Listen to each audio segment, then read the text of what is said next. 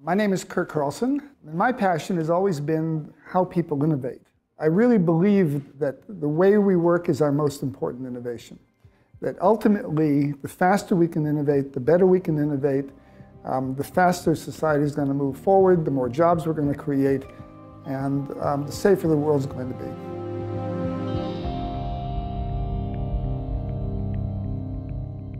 It's a world of abundance. There are more opportunities now around the world than any time in my career, but you have to work properly.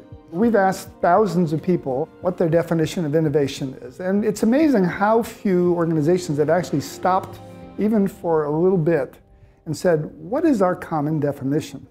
So we've spelled it out. We say it's the creation and delivery of new customer value in the marketplace with a sustainable business model. Now, people often say it's about invention or creativity. Well, no, those are inputs. What really matters is it in the marketplace? Are people using it? And if it doesn't have a sustainable business model, it means it goes away.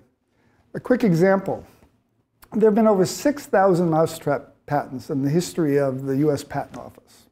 They get a couple hundred more every year. How many of them have actually made money and are used? About a dozen. In other words, there are essentially 6,000 patents that have no value. They're creative, they're clever, they're IP, so they're an invention, but they're not an innovation. If you look at the typical accomplished professional, one of the big issues they have today is they really don't know how to create value. They've never been taught that. They've never experienced that. Now and mistakes are made all over the place. So here's a simple mistake that's often made in Silicon Valley. How many times have you heard people say something like, fail fast to succeed early? For lots of people, particularly in Asia and parts of Europe, that's terrifying. So suppose I frame it this way, though, for you. The goal is to learn fast to succeed early. Innovation is about learning. It's about understanding your customers, your approach, the marketplace, the competition.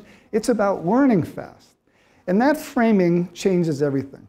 When people think of it as a learning exercise, two things happen. One of which is most people know how to learn, so it's not terrifying. It may still be kind of foggy in their head how to go about learning, but it's not the same thing as selling to someone, you have to fail to succeed. Failing fast doesn't tell you what to do. Learning fast tells you exactly what to do. It says anything you can do that speeds up the learning process is a good thing.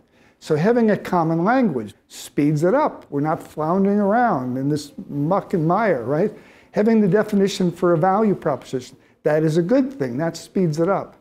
The fastest way you can learn, there are a number of ideas. You have to do. You have to actually practice it. You want to have continuous feedback from your colleagues. You want to have the best mentors. You want to have the right incentives. As soon as you start talking about learning, all of a sudden, all the ingredients that ought to go into that become crystal clear. And what we've learned is if you put in place those kind of practices for teams or entire companies, just amazing things happen.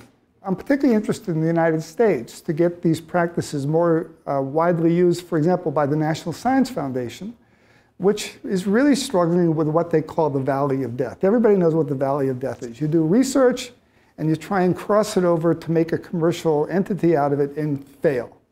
You don't say research is the valley of death. You don't say commercialization is the valley of death. The truth is they're all risky. They all have a discipline involved in them. If you're an amateur in any of them, you're not going to do good work, right? The reason we call it the valley of death is because we, until recently, have not taken that seriously as a discipline. Something that we ought to have a common language, frames, processes, and if we do, I am convinced, because I've seen it at SRI and the other dozens of companies we've worked with, the results you can transform into are really quite remarkable.